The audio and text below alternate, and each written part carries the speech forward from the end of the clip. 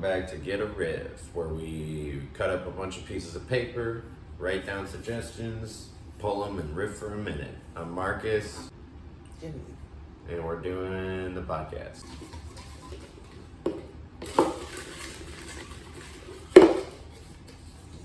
Okay. Is a tomato a fruit or a vegetable? You know what? I don't know. Can food be transgender? Because on one hand, if you pair it with other vegetables, it kind of blends, but it does stand out. They could be green and you can fry them on their own, and it's a whole show. But then, if you put tomatoes with any kind of fruit, like, you can come in to the party, but nobody's gonna dance or talk to you. So, I mean, you can try to blend in and be an accent, or stand out and be, shunned. But all I know is trans lives matter. Ready? Reenact a conversation with the current Pope. He's the Argentinian guy, right? The Pope? You're talking about the Pope of the Catholic Church? Reenact a conversation with the current. Hey, Mr. Pope, I know you're not Italian, but we're in Italy, because that's where the Vatican is. And I know you're Spanish, but I don't speak Spanish. But I do speak English with an Italian accent. So, Mr. Pope, what are you doing, huh? How's the Pope life? Are you doing the Pope mobile? How are you getting around, I don't know. I think he might. I don't know if he still uses the Pope mobile. But, yeah, I would probably just do a very stereotypical Italian accent, even though he's not Italian. And then I would brag that Germany beat Argentina in the World Cup in 2014 in the final. And then I would ask him, what are the kids up to?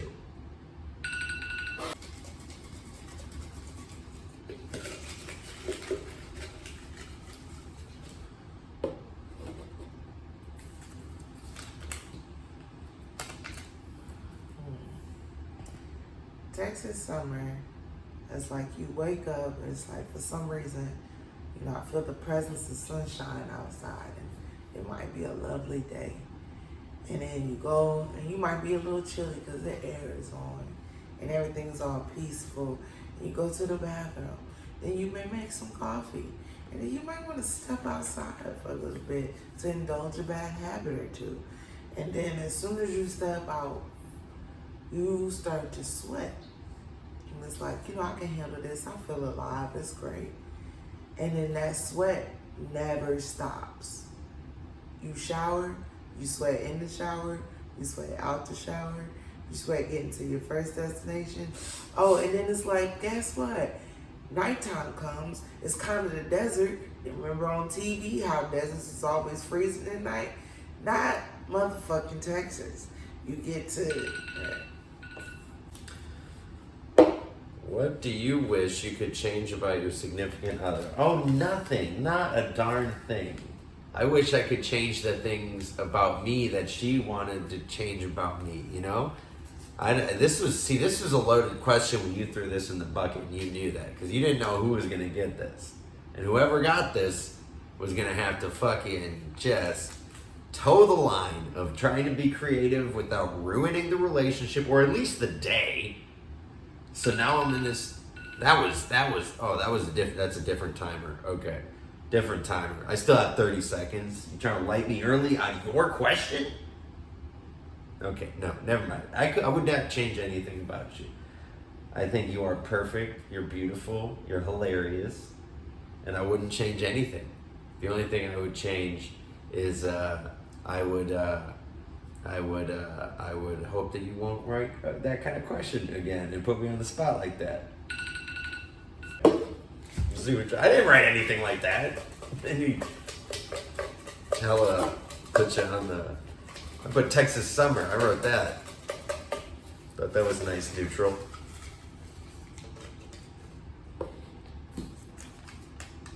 Nerd versus dork. I think dorks. I identify more as a dork than a nerd, because nerds typically can't help themselves when it comes to certain facts, figures, and integers and arithmetics and whatnot, because they can't help themselves. It's like I keep track, something's askew, something should be more, something should be less. And I have a general sense of things, like, yeah, that's pretty much broke. Or, hey, nah, that's broke. You know, I have general scales, you know. That's the dork. Dorks are kind of closer to dingbats, dingies, or some people try to make it nice and say unique, eclectic, eccentric, all that stuff. But, you know, a nerd still has all full capacity to be an asshole. Dorks don't need to. So which one were you? Huh? I'm not there anymore. It's not your turn anymore? Okay. Ready? Yeah. Most binged show. I was hoping you'd get that. But probably King of the Hill would be my number one most binged show currently since coming to Texas. I base most of my Texas knowledge on that show, so probably King of the Hill. After that, Always Sunny in Philadelphia, which I know you hate. But I have watched that show a lot. Sorry. The Office, also up there. Probably going to be number 3. Then after that, maybe Entourage. I'll be honest. I have most of it on DVD, but I've watched almost all of that. God knows how many times through. Yeah. Number 5, most binged show, man. Okay, number 5 is going to be tough. This is where it's going to get interesting. My number 5 most binged show is probably gonna have to be Family Guy.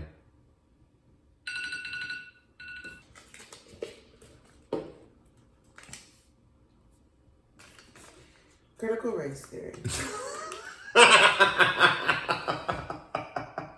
Yeah, you wrote that one. Okay. Yeah, I watched a video earlier about Ben Shapiro explaining it, and I was like, if anybody in the world should get through to my black ass, it's Ben Shapiro. So he basically was like, hey man, you can say white people, you know, are evil, blah, blah, blah, you know, at the end of the day, racism is in every single structure of this fiber of this whole entire country. And then the black dude that was on the panel was like, yeah. And so, you know, I feel changed now. You know what I'm saying? I feel like I know everything. If I had offspring, you know, we're thinking about getting a dog soon, and I want that dog, you know, to get all of its rights, you know, within the dog kingdom. You know what I'm saying? Like, if you feel like pissing on, you know, well, follow me later. All right. Scary movies versus funny movies. I like sci-fi, but I don't like horror movies. Like Halloween, I don't like that. That's scary. Or like the Ring? Is it? No, not The Ring. The Ring, right? The Ring? Is that one of those crazy scary movies or something? I don't like those. The whole purpose of the movie is to scare the shit out of you. I'm like, I would rather watch Will Ferrell just be stupid. I would rather watch that. I'm a funny movie guy. I do like sci-fi, Star Wars, Jurassic Park, Indiana Jones. I don't know what that counts. I think that's sci-fi too. Harry Potter, all that stuff. But really, funny movies over scary movies. Action movies are cool. Not into superhero movies. But at the end of the day, it's like, I would rather piss my pants laughing than piss my pants because I'm scared of a fucking movie, all right? Because I don't like that. That's like, why you gotta do that to me, all right? I didn't consent to this, even though I guess you do when you kind of watch the movie, but that's why I don't watch them.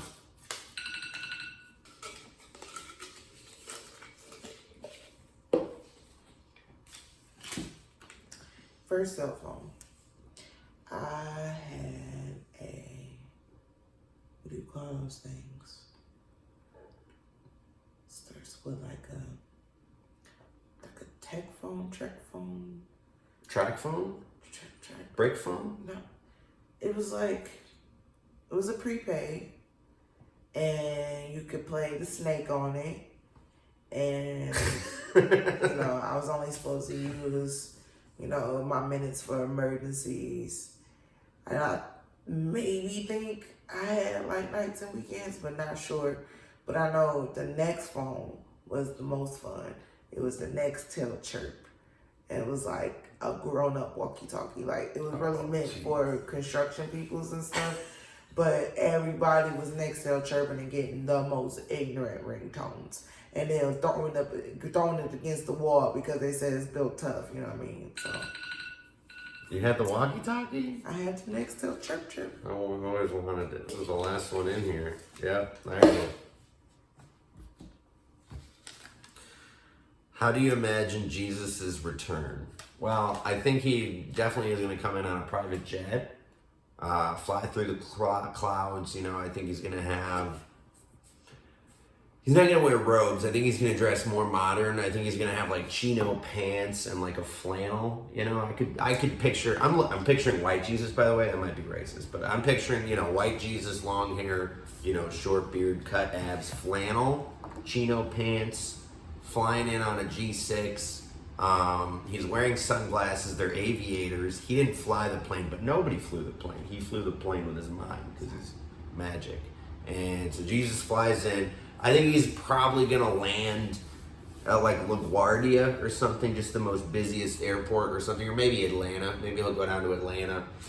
And then he'll have to connect flights, and then he's going to fly up to Minneapolis. And then I think that's where he's going to give his big speech. Minneapolis. Well, there you go. That's this week's episode of Get a Riff. Any closing messages? Yeah, sorry for blowing the smoke in the camera, but I got triggered on white Jesus. White Jesus. That's me in disguise.